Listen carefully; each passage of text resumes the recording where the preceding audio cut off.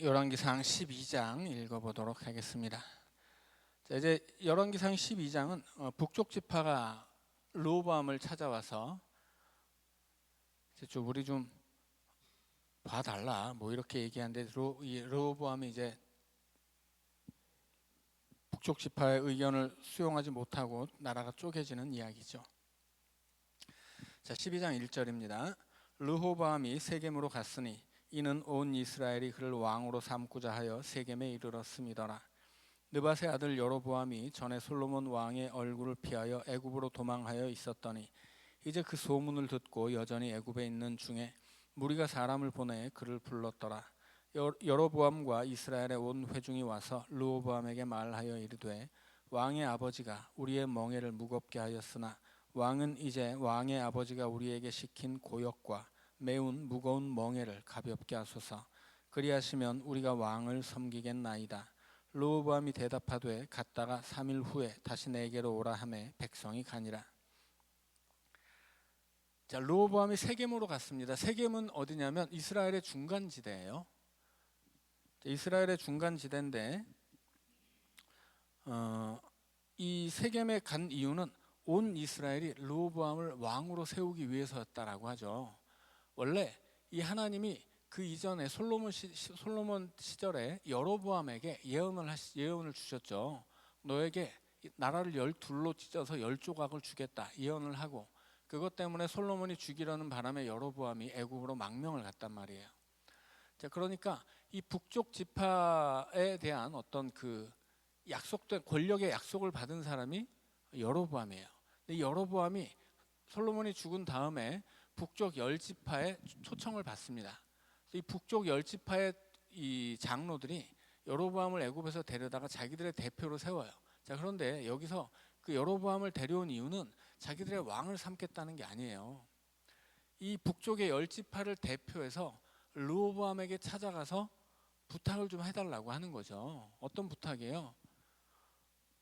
우리가 솔로몬 시대에 그 고역과 무거운 멍에가 너무 심해서 괴로웠는데 이것 조금 감해주면 우리가 충성을 바치겠습니다. 그런 얘기예요.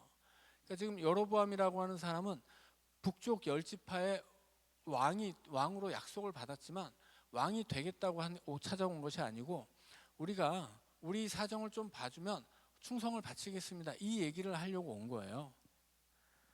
자, 그랬는데 르호보암이 여로보암에게 3일 뒤에 와라 이렇게 대답하죠. 그리고 그 3일 동안 어떤 일들을 합니까? 이제 늙은 신하들과 한번 상의하고 젊은 신하들과 한번 상의하죠. 자, 6절입니다. 르호보암 왕이 그의 아버지 솔로몬의 생전에 그 앞에 모셨던 노인들과 의논하여 이르되 너희는 어떻게 충고하여 이 백성에게 대답하게 하겠느냐? 대답하여 이르되 왕이 만일 오늘 이 백성을 섬기는 자가 되어 그들을 섬기고 좋은 말로 대답하여 이르시면 그들이 영원히 왕의 종이 되리이다 하나 왕이 노인들이 자문하는 것을 버리고 자기 앞에 모셔 있는 자기와 함께 자라난 어린 사람들과 의논하여. 자, 한쪽에는 노인이 있죠. 그 다음에 어린 사람들이 있어요. 근데 이 성서 시대의 세계관을 여러분이 좀 이해를 할 수 있어야 돼요. 오늘날 우리는 굉장히 미래지향적인 삶을 살아요. 그래서 우리에게 항상 중요한 건 오늘보다는 내일이에요. 지나간 것은 잊어야 되는 거죠. 미래지향적인 삶이에요. 그래서 오늘 우리에게 중요한 것은 사람도 나보다는 우리의 자녀들이 더 중요해요. 오늘보다는 내일이 더 중요하고, 이게 미래지향적인 세상이라는 거예요. 그런데 옛날에는 과거지향적인 세상이었어요. 옛날 사람들은 그렇지 않았다고 하는 거죠. 불과 몇십 년 전에 제가 어릴 때 저는 맛있는 거 있으면 누굴 줘요? 애들을 줘요. 근데 저희 어머니는 맛있는 거 있으면 저는 못 먹게 하고 저희 아버지를 드렸어요. 그래서 김치찌개를 아버지가 이제 점심을 드시러 집에 오시면 어머니가 저한테 심부름을 시키는데 정육점 가서 돼지고기 반근 사와라 그래요. 그러면 그때 돼지고기 반근이 지금도 기억나는 게 500원이었어요. 그 돼지고기가 저는 얼마나 먹고 싶었는지 돼지고기 반근을 사오면 반근을 다 썰어서 김치찌개를 끓이는데 아버지만 드리지 절대로 자식들한테 주지 않아요. 그래서 저는 저 돼지고기 한번 먹어보고 싶었는데 그거 한 번을 못 먹어봤어요. 옛날에는 그랬거든요. 옛날에는 그렇게 과거지향적이었어요. 어른들이 먼저였어요. 애들은 중요하지 않아요. 애들은 맛있는 거 있으면 어른들을 먼저 공경해서 드리고 애들은 좀 안 좋은 것들을 먹였단 말이에요. 그리고 어른들이 지나가면 우리 집안의 어른이 아니어도 어땠어요? 우리 동네 어른이 지나가시면 애들이 그 앞에서 뛰지 않았어요. 어른이 지나가시면 뛰어가다가도 천천히 걷고 어른이 지나가면 뛰어갔어요. 그런 세상이 불과 몇십 년 전이었던 거죠. 지금 우리가 사는 이런 방식의 세상은 정말 얼마 안 된 거예요. 그러니까 더군다나 이 수천 년 전에 이스라엘에서 더 심했다라고 하는 거죠. 오늘 우리는 미래가 앞에 있다고 생각하잖아요. 근데 성서시대 이스라엘 사람들은 과거가 앞에 있다고 생각했어요. 앞에 있는 건 과거예요. 왜 그래요? 미래는 뒤에 있어요. 왜 미래가 뒤에 있다고 생각하냐면 보이지 않거든요. 미래는 볼 수가 없잖아요. 그러니 내 뒤에 있는 거예요. 보이지 않기 때문에. 과거는 어때요? 과거는 내 눈앞에 보이죠. 그래서 과거는 내 앞에 있는 거예요. 그래서 우리가 성경 안에서 영원이라는 말이 있잖아요. 그럼 우리는 영원이라는 말을 미래지향적인 세상에 살기 때문에 어떤 미래적인 시간이라고 생각해요. 근데 성경에서는 정반대예요. 성경에서 영원은 태초를 이야기하는 겁니다. 이 세상이 시작하는 시점에서 이 세상도 없고 시간도 없는 그 태초의 순간, 시간을 거슬러서 시간이 없는 그 시간, 그 태초를 영원이라고 성경은 이야기하는 거예요. 그래서 이 노인들은 잠언을 보시면 잠언이 하는 얘기는 뭐예요? 잠언이 계속 반복하는 얘기는 아들에게 아비의 훈계를 배워라예요. 잠언에서 아들은 항상 어리석은 세대예요. 지혜롭지 못한 세대예요. 왜냐하면 아직 인생을 덜 살았기 때문에, 세상을 덜 경험했기 때문에 하나님을 몰라요. 반면에 어른들은 어때요? 어른들은 영원에 한 발자국 가까운 사람들이에요. 그리고 성경 안에서 이스라엘에 하나님이 3대 절기를 주죠. 이 3대 절기는 한결같이 출애굽의 역사를 기억하라는 뜻에서 주신 절기예요. 그래서 이 3대 절기에 대해서 설명할 때 다 출애굽과 연관되어 있어요.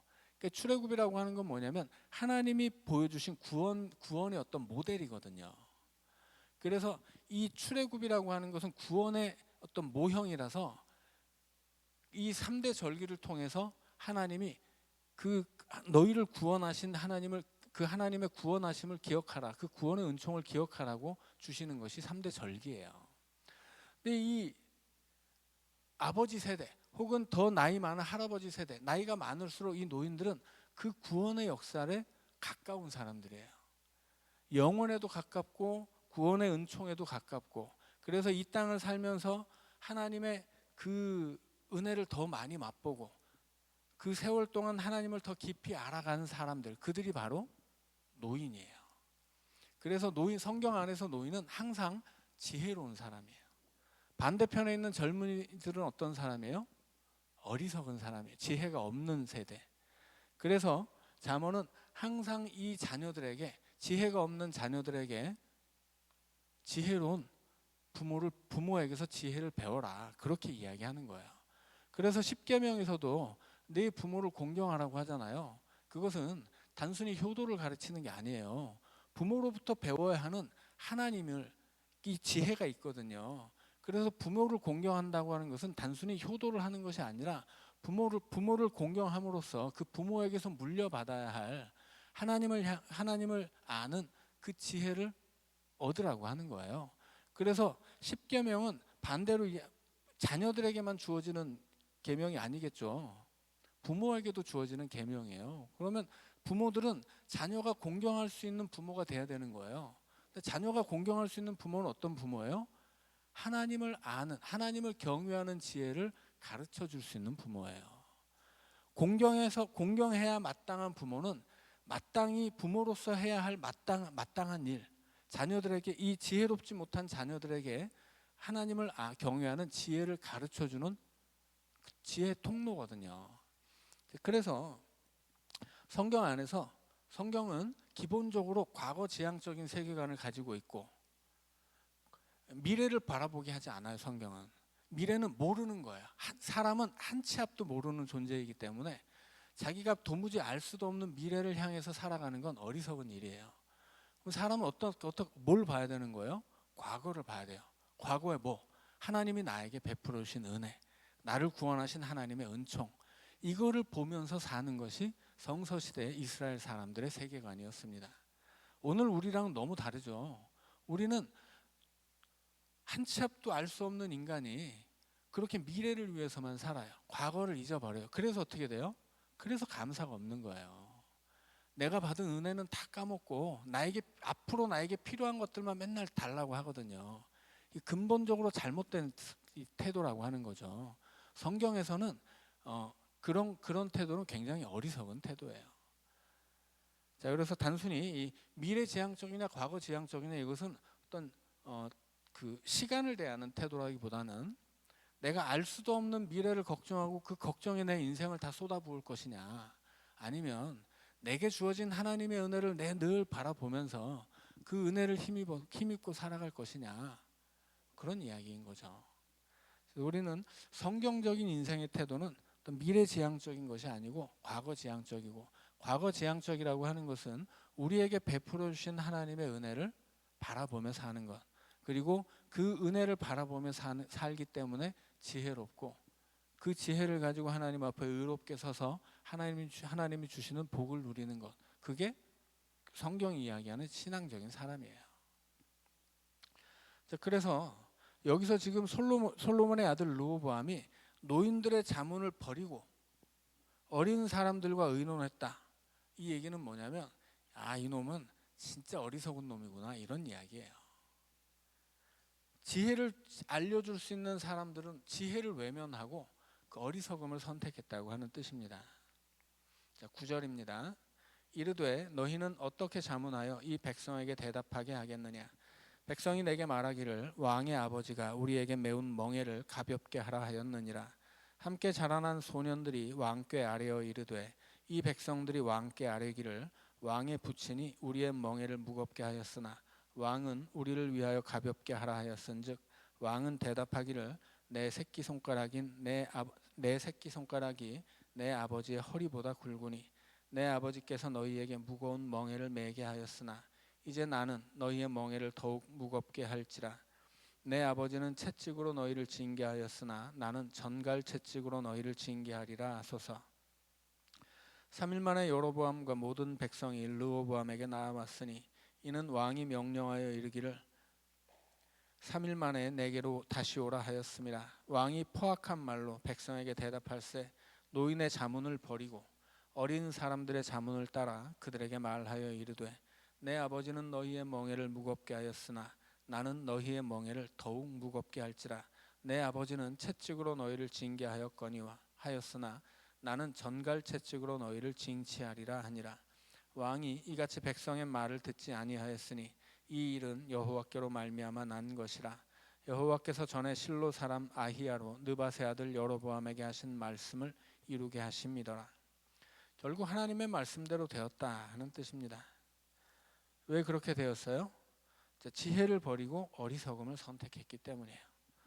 솔로몬의 아들, 지혜로운 솔로몬의 아들 르호보암이 왜 이렇게 어리석어졌을까요?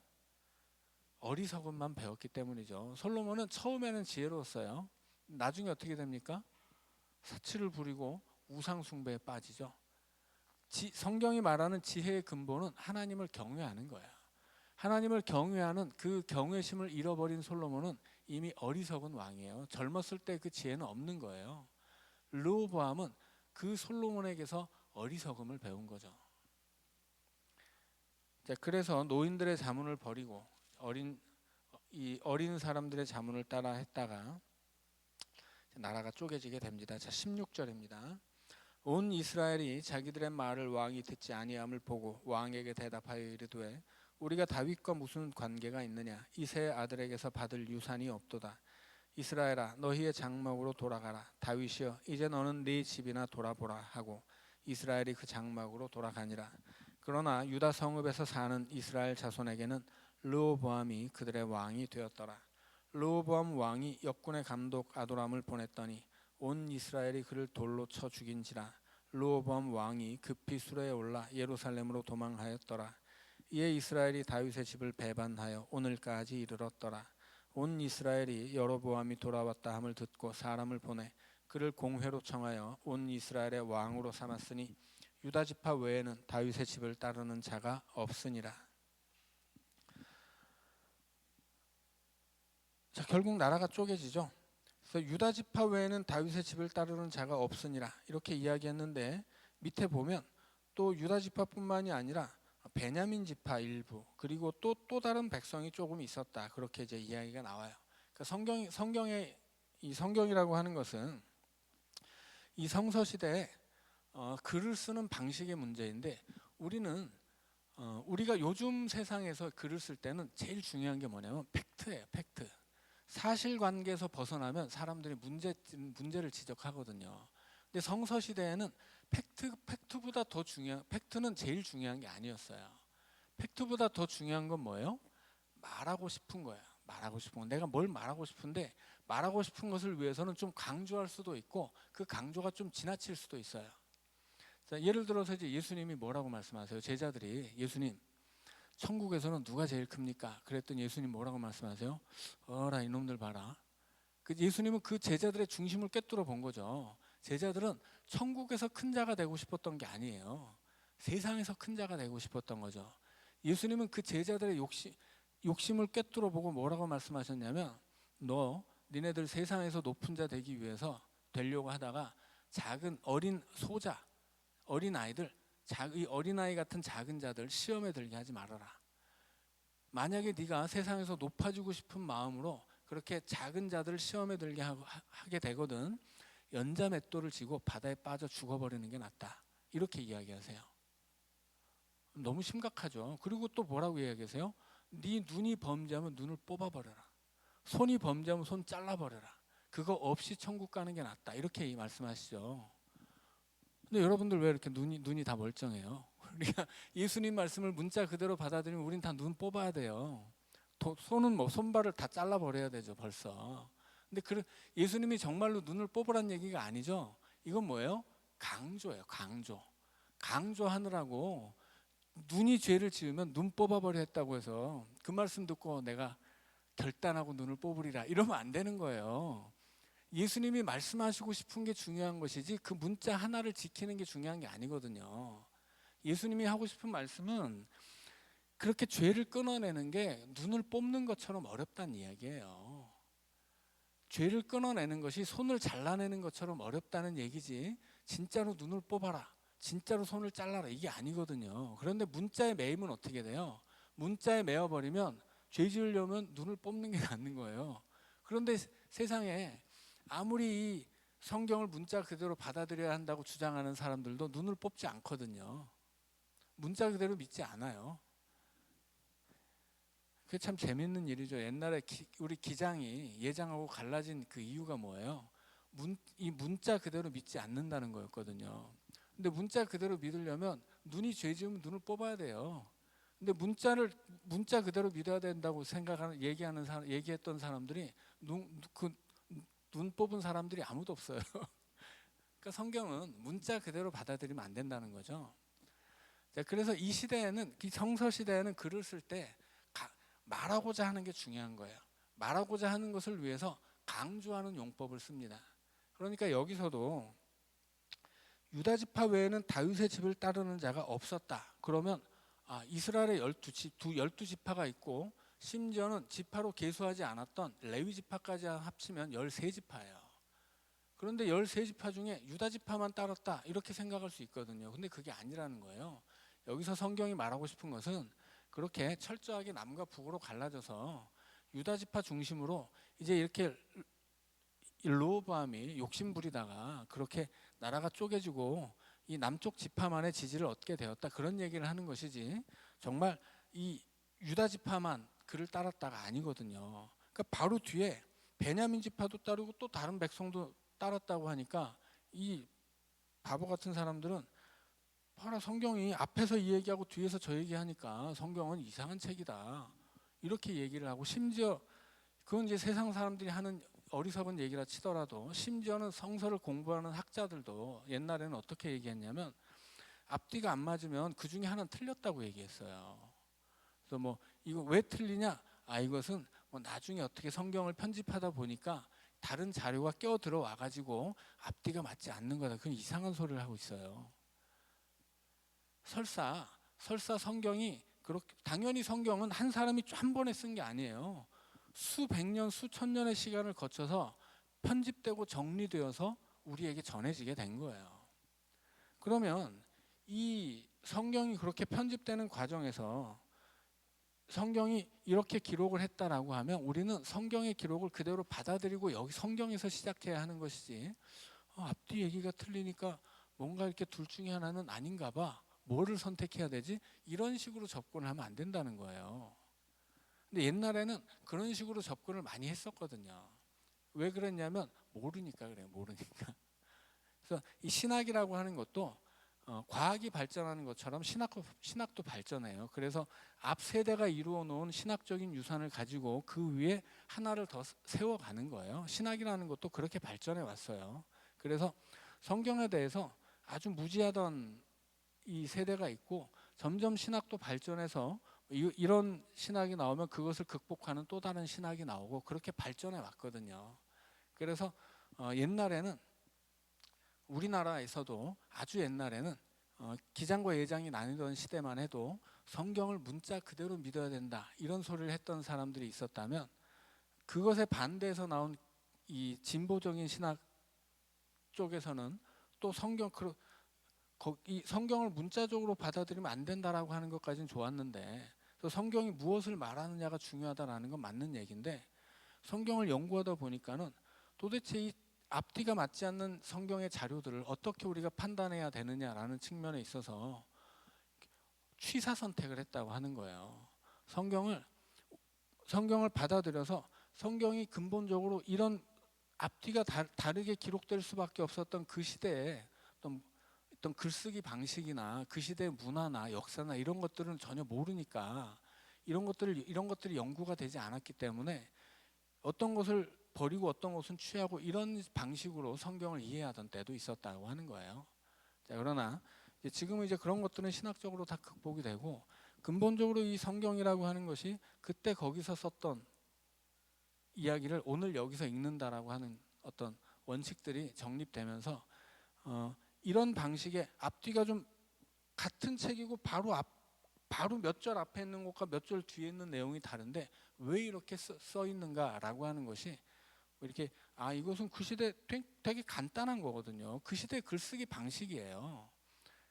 그래서 뭐 여기서 뭐 예를 들어서 이 앞에 나온 이야기처럼 결국은 르호보암이 요구를, 북쪽 열지파의 요구를 거절하고 나라가 쪼개지게 된 것을 다 이것이 결국은 하나님이 그렇게 만든 것이다, 이렇게 얘기하는 것도 그 시대의 이 글쓰기 방식이거든요. 결국 하나님이 말씀하신 대로 이루어졌다라고 하는 것을 이렇게 쓰는 거예요. 마치 하나님이 예언을 하셨으니까 다 그렇게 맞춰지는 거야, 이렇게 느낄 수 있는데 그런 게 아니라고 하는 거예요.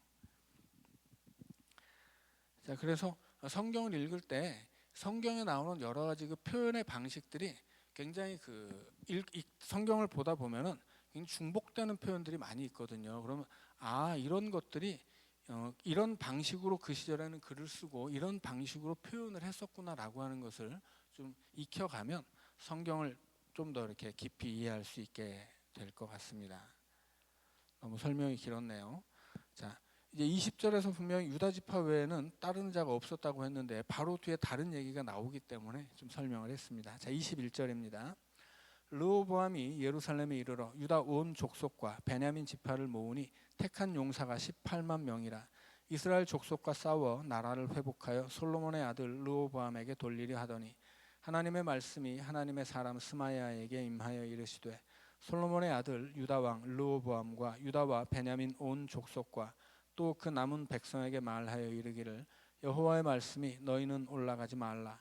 너희 형제 이스라엘 자손과 싸우지 말고 각기 집으로 돌아가라. 이 일이 나로 말미암아 난 것이라 하셨다 하라 하신지라. 그들이 여호와의 말씀을 듣고 그 말씀을 따라 돌아갔더라.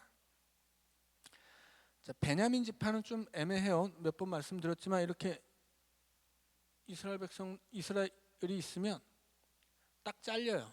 여기 이제 그 여리고라고 하는 동네가 있죠. 여리고가 그 요단강 건너면 여호수아가 요단강 건너자마자 처음 만난 도시가 여리고죠. 그 여리고가 이 남쪽 산지로 올라가는 입구예요. 그래서 남쪽은 이 유다 땅은 이쪽에 이렇게 호수 옆으로 고산지대예요. 그러면 여리고에서 이 산으로 산맥이라기보다는 산지인데 산지로 올라가는 입구가 여리고고 산지로 올라가서 제일 만나는 첫 번째 성이 베델이에요. 그 베델까지가 북쪽 지파의 땅이에요. 그리고 베델 이하로는 유다 지파의 땅입니다. 그런데 베냐민 지파는 이 중간에 베델을 끼고 중간에 걸쳐 있어요. 북쪽과 남쪽을 가르는 그 경계 지대를 차지한 게 베냐민 지파라 베냐민 지파의 반은 북쪽에 속하고 반은 남쪽에 속한다고 하는 거예요. 자, 그래서 바울 같은 사람도 베냐민 지파죠. 이 북쪽 열 지파는 아수르에게 멸망당하면서 없어졌어요. 이 북쪽에 살던 열 지파는 아수르에게 멸망당하면서 다 그 외국으로 흩어버렸거든요. 아수르가. 그래서 없어지고 남쪽 유다만 나중에 바벨론에게 멸망해서 포로로 잡혀갔다 돌아오게 되죠. 그래서 이 유다 땅에 살던 사람들이 이제 그래서 그 이후로 북쪽 이스라엘이 아수르에게 멸망한 이후로는 유다 지파가 이스라엘의 정통성을 잇게 되고 그래서 이스라엘 사람들 유대인이라고 하는 거예요. 근데 유대인이라고 할 때 유다 지파만 있는 게 아니고 유다 지파와 함께 했던 레위 지파가 있고 베냐민 중에 일부가 또 함께 하거든요. 그래서 레위 지파, 베냐민 지파, 그리고 유다 지파에 흡수된 시므온 지파가 있어요. 그러니까 남쪽 지파는 총 4지파가 있는 거예요. 이스라엘의 12지파 중에 그러니까 레위 지파까지 하면 13지파죠. 13지파 중에 살아남은 지파는 4개예요. 그런데 시므온은 자취를 찾기가 어려워요. 흡수돼 버려서. 다만 레위 지파, 베냐민 지파, 유다 지파는 구별된 지파로서 이스라엘 안에서 존재합니다. 이스라엘의 역사 안에서. 자, 그래서 이 르호보암이 북쪽 열 지파의 배반을 당하고 남쪽 지파를 추스려서 이제 북쪽 지파 싸우려고 하는데 그때 합류한 사람들이 누구예요? 베냐민 지파예요. 그래서 왜 베냐민 지파가 유다 지파와 함께 하느냐? 모든 베냐민 지파가 함께 하는 게 아니고 유다 지파에 접해 있었던 베냐민 지파의 일부가 유다 지파와 함께 하고 나머지 일부는 북쪽 지파와 함께 하는 거예요.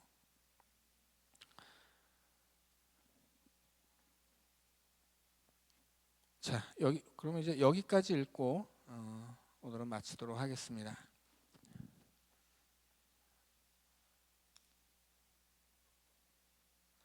자, 우리 기도하고 마치죠. 사랑의 주님, 지혜롭게 출발했지만 어리석게 끝나버린 솔로몬을 우리가 배웠습니다. 주님, 우리는 어리석게 출발했더라도 지혜롭게 끝날 수 있도록 주님 우리를 붙잡아 주시옵소서.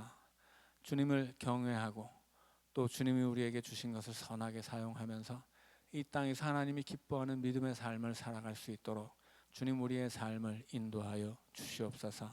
예수님 이름으로 감사하며 기도하옵나이다. 아멘.